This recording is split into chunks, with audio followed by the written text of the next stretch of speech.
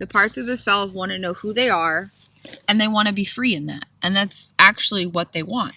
Treasure mapping, treasure mapping, treasure mapping magic. Treasure mapping, treasure mapping, treasure mapping magic.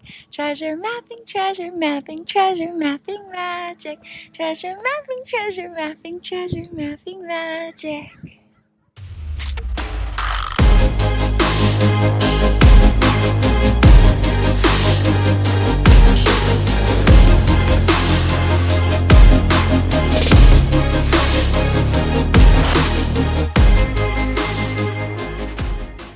So there are 4 distinct attachment systems. Okay, we've got our first one here, our second one here, our third one here, and our fourth one here. Okay, and then in relation with specific needs in these attachment systems, then memories have developed, and memories carry hundreds of trillions of energetic pathways of information that has a neuroscientific purpose of providing navigation. And based on those hundreds of trillions of energetic pathways of information, based on these memories, mostly unconscious memories in relation with the well-being of attachment systems, then the body-mind has created meaning-making associations, which is that green shape there, okay? So attachment systems, memory systems, and then meaning-making associations, they all build on top of each other, okay? And then those meaning-making associations here carry specific information that provides navigation based on how these memories have created these automatic subconscious messages in relation with the well-being of specific attachment needs and attachment systems. And so when we have something that we think that we want, an automatic desire, an automatic inclination, an automatic impulse or urge or thought form or something, then there's this attachment data that is like, okay, there's these specific needs and they're doing well or they're not doing well or whatever. And then there's memory data, specific abstract pieces of information throughout life's experiences organized in relation with the well-being of those attachments. And then there are those meaning-making associations. And so when you have an automatic desire, something you think you want, something you feel automatically pulled to, then it's coming from this automatic information, okay? And so then it's activated in here, and then it travels through these pathways to the awareness. Travels through those pathways through the awareness, okay?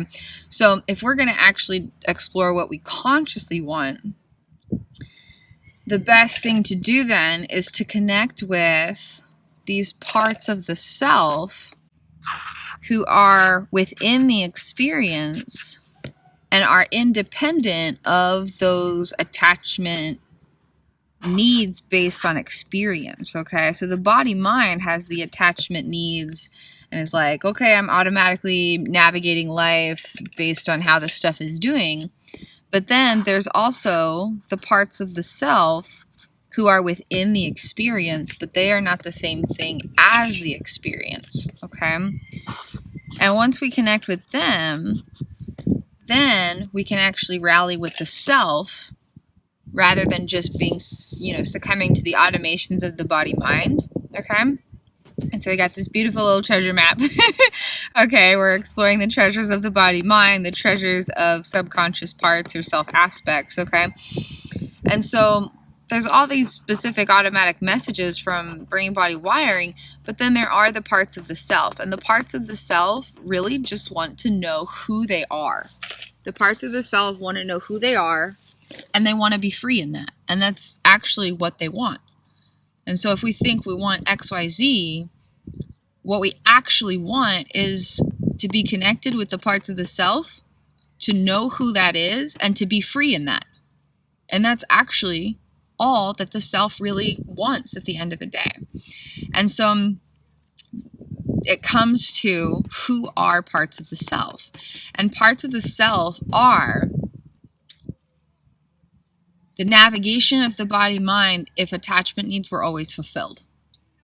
They are love. They are embodiers of love, champions of love, love's presence, love's witness, love's champion, love's embodiment.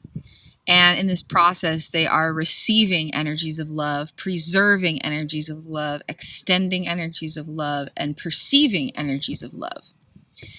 And so when we go to explore this, then there's another layer that we can venture through, and that is implicit and explicit self-sense. Okay, we're gonna just explore this. This is implicit self-sense, and this is explicit self-sense. Okay, all right, and so just imagine like all of this is implicit and all of this is explicit. And so here we have the roots of personal experience, and that's these parts of the self. And then over here we have the supporters of personal experience. Okay, and this is also really important because if the roots of personal experience come from this way, then we're actually jeopardizing the expansiveness of what could be. And this can happen in some really interesting ways that you might not expect. And so it's important for the roots of personal experience to be coming from this direction. Okay. And so here we have receivers of energy and perceivers of energy. Love's witness and love's embodiment. And the explicit self-sense is focused especially on external realities and stuff that is consciously perceivable through the mind, while implicit self-sense especially focuses on internal realities and sensations closer with the body. And so when we feel somatic sensations or emotions, that's more likely to be related with this. When we are observing a perspective or an idea or an awareness through the mind, then it's coming from this area. And so one example is if you are experiencing hunger, then the feeling of hunger will come from here. And then the narration of, oh, I think it's time to go eat, let me choose what to eat, will come from this. Okay? And so there's the roots and then the supporters. And so all of this energy here is the roots are here and then supported by these. And then for implicit, the roots are right here and they're supported by these. And then they all connect and communicate and collaborate and stuff. Okay. And so when we're looking at what we truly desire, there's always a desire for implicit self-sense fulfillment, which might be fun, joy, adventure, stuff that just like feels good to be in the experience of. And then there will be a desire to fulfill explicit self-sense, which might look like fulfilling your purpose or potential or expressing your gifts or something like that. When we're really exploring kind of that navigation, first we have to understand what the body-mind is automatically doing based on this data of memories, creating meaning-making associations and messages based on the well-being of attachment systems in the present moment, but also in relation with everything that's led to the present moment, which is stored in present data. And then once we can kind of debunk the automatic navigation, then there's room to explore who parts of the self actually are and realize that they just want to know who they are and be seen and honored in that and be free to be that.